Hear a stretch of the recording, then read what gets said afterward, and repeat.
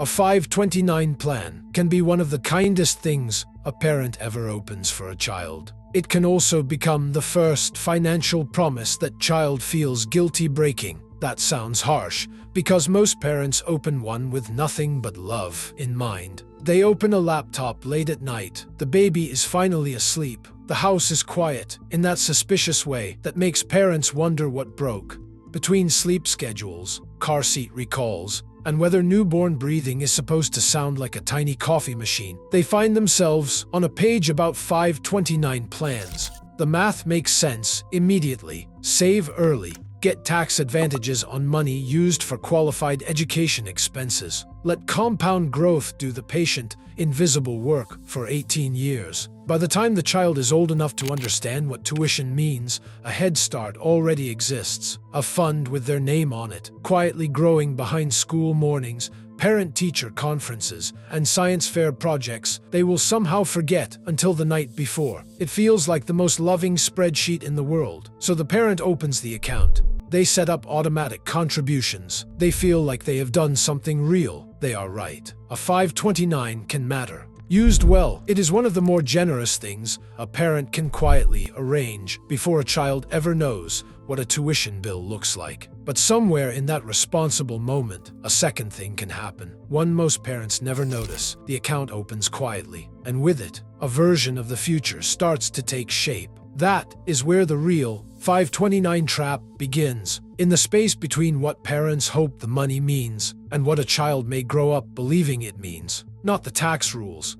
There are accountants for that. But this story is about the layer underneath the rules. The part that lives in the house, not in the account. There are 3 layers to this trap. One is easy to explain, one is harder to see, and one usually shows up years later, when the child starts wondering whether the money was ever just money. That last layer matters most, so we will come back to it. This is the kind of lesson Raise to Spend is built around. The money lessons kids absorb quietly before anyone officially teaches them. So if you want more videos about the financial scripts forming inside ordinary family life, subscribe and stay with the channel. Now, before the account becomes a family symbol, let's make sure the tool itself feels clear. A 529 is basically a savings account built for education. Parents put money in after taxes, and if that money is later used for qualified education expenses, it can grow and come out tax-free. That usually means tuition, fees, books, room and board, and sometimes K through 12 costs, depending on the plan and the state. That is why the account feels so appealing to parents. It gives all that future anxiety somewhere to go. Instead of just worrying about tuition in the abstract, you can do something. You can put a little money aside. You can let time help. You can feel, even for a moment, like the future is not completely freelancing. And if your child does not use the money exactly the way you pictured, it is not automatically ruined. In many cases, the account owner can change the beneficiary to another eligible family member. Under newer federal rules, some long-term 529 money may also be rolled into a Roth IRA for the beneficiary, as long as certain requirements are met. There is a lifetime cap of $35,000, and the account generally needs to have been open for at least 15 years. So yes, a 529 has more flexibility than many parents assume. Parents are not always locking money in a vault forever and praying their child chooses the exact right door. But paperwork flexibility and emotional flexibility are not the same thing. The account may have roots on paper. Inside a family, the story around it can harden much earlier. A child does not experience a 529 as a tax-advantaged savings vehicle with flexible beneficiary rules. A child experiences it as a fact, a given, a thing that existed in their life before they were old enough to be asked about it. Now, move that same child forward 16 years. They have grown up knowing, in the vague way children absorb family information without being formally told, that there is a college fund.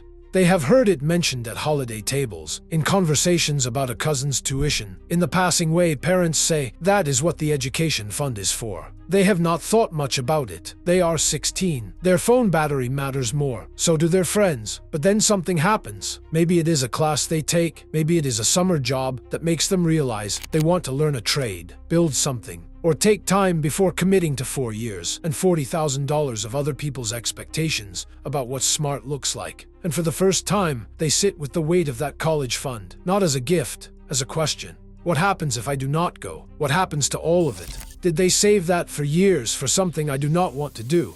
Is choosing differently the same as wasting it? Nobody told them to ask these questions. Nobody in the family meant to plant them, but the money has been sitting there long enough that it has started to feel like a plan.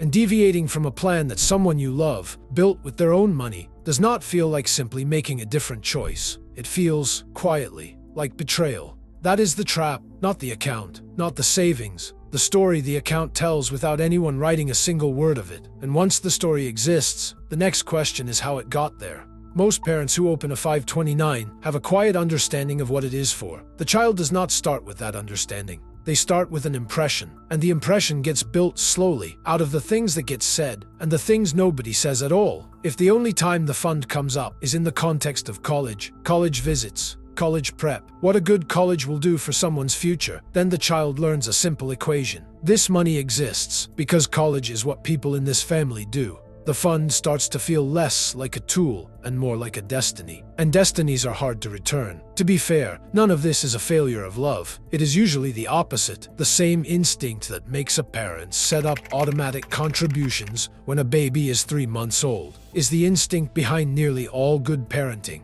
Protect them from the hard parts. Give them a running start. College can still be the right path. For some careers, it is necessary, but the map has changed. In 2025 to 26, average published tuition and fees were about $11,950 for in-state public 4-year colleges and $45,000 at private nonprofit 4-year colleges. At the same time, undergraduate certificate enrollment was 20% higher than in 2020, so a child with a college fund opened before they could walk may inherit a financial decision made in a world that looks different by the time they are old enough to choose. By this point, the question has moved beyond whether a 529 is good or bad. The deeper question is what your child believes this money means. Does it mean you believe in their future, whatever shape that takes? Does it feel like a launch pad, a resource, a sign that someone took their options seriously before they could even spell options? Or does it feel more like a contract to the child? Here is what we prepared for.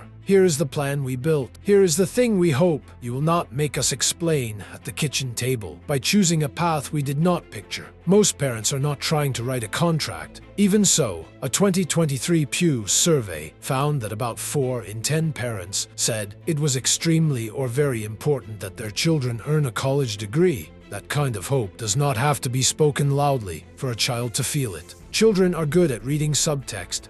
They learn tone before words, and money carries tone, whether anyone speaks it or not. There is a version of the 529 conversation that stays closed, and a version that stays open. The closed version sounds like, "We are saving for your college, full stop. The account exists, the plan exists, the assumption exists." The open version starts earlier, and it sounds more like this. "We are setting aside money to help you when you are ready to build something. We think education is important. We also think there is more than one kind of education. This is here for you. The conversation about how to use it is yours to be part of." That is not a magical script. Every family has its own language, rhythm, and history with money. Some families talk openly. Some treat a bank statement like a classified document. But the distance between those two versions matters. It is the distance between a child understanding the money as belonging to their future and a child feeling like the money belongs to someone else's vision of it. A 15-year-old who has heard that the fund is a resource and not a verdict can think with more freedom. A 15-year-old who has only ever heard it called the college fund, the thing we opened when you were born, the reason we are taking this campus tour, may already understand that there is only one approved answer. This is where the third part matters. The conversation can change the weight of the account on the practical side, because this should not end with everyone staring sadly at an account statement. The framing can shift at any age. You can still say, "We want to support whatever path makes sense for you. Here is what we have saved. Here is how it works. Here is what happens if you use it for college, and here are the options if you do not." If the child is still young, the conversation does not need to happen once. It can be woven into the background, the same way the account was, little by little, in ordinary moments. And if the path your child eventually chooses is not the one you imagined, trade school, a certificate program, community college, military service, entrepreneurship, a gap year with an actual plan, and not just a hoodie and vibes, the money may have more flexibility than parents realize. Some routes may still exist, beneficiaries can be changed, certain non-traditional education paths may qualify, and the limited Roth IRA rollover provision creates one more option.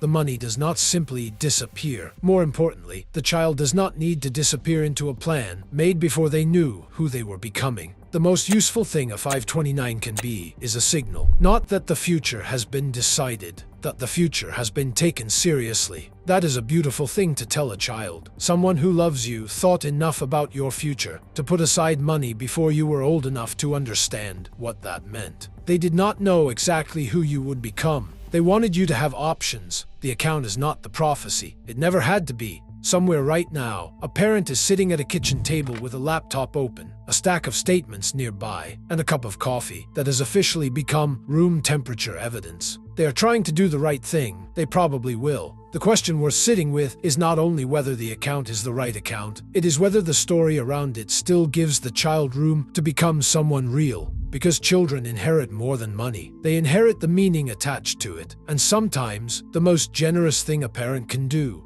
is keep that meaning open. If this made one ordinary money moment feel a little less ordinary, subscribe to Raise to Spend. We look at how kids learn money before they earn it, and why those lessons shape the future they can afford.